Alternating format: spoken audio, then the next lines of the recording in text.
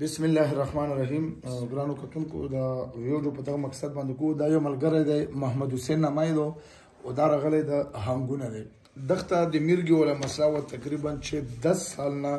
د میرګي مسله و او ډېر زیات تکلیف یې کولو او ټولو خلکو ته دا معلومه چې موږ د میرګو ولا چې کوم دی څلور دمونه کوو نو دا ملګری نن څلورم دم پورا شو نو دغه نه پوښتنه کوو چې آیا تا باندې بیا د بېهوشۍ جټکې مخکې څنګه وي او اوس راغلی که نه راغلی محمد حسین به تا باندې به څنګه جټکې وراتلې څه به شی به روانه کېدو بس پرېوتله به لاندې په ځان به پوه نه شوم په ځان به پوه نه شوې بیا به څه کېدو چې بېهوشي بر باندې راغله بېهوشي به راسې 2 منټه به ها په اوږدو بر باندې راتله که په ویښه باندې کله به ویښه باندې راغله کله به وله به راغله ته په وګڼې کوم تر پر دغه باندې په اوږدو راتله که په ویښه باندې به اوږدو هغه باندې کله به اوږدو باندې راغله کله به باندې به داسې اند په اند ورتلو به که نه موږ به ورته وایي چې وروره هغه محمد حسین خو دا به پیدا نه که نه بیا موږ ته چا ویل داسې پېښور کې هغه د حاجي صاحب ده محمد الله حاجي صاحب ده هغه له ورشئ بیا مې هغه له څلور ورته دا څلورم مار دی دا مو ډاکټر انشاءالله اوس مې ټیسټ وکړو ډبګرۍ ګډن کې یاره چې انشاءالله تو ملګي نشته دي برابر یې لږ ماته چې غوسه کوي چې غوسه نه کوي هغه یې موږ کار نه دی نور برابر دی ها محترمو اصل کې د ای ای جي چې کوم دی دا باندې ډاکټر حضرات چې کوم دی دا ښه پوهېږي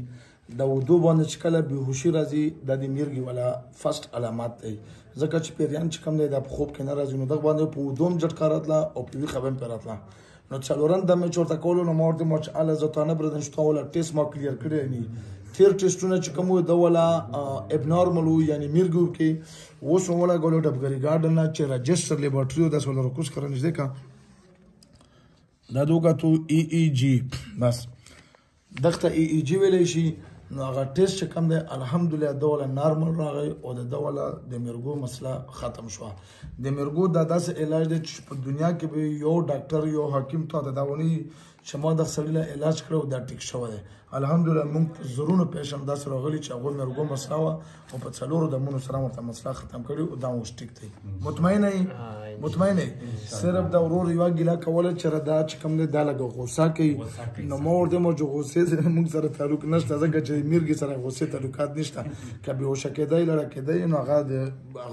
خو اصل کې دغه ډېرې جټکې والي د مغزۍ کمزوري شوي او بل د نشې ول مطلب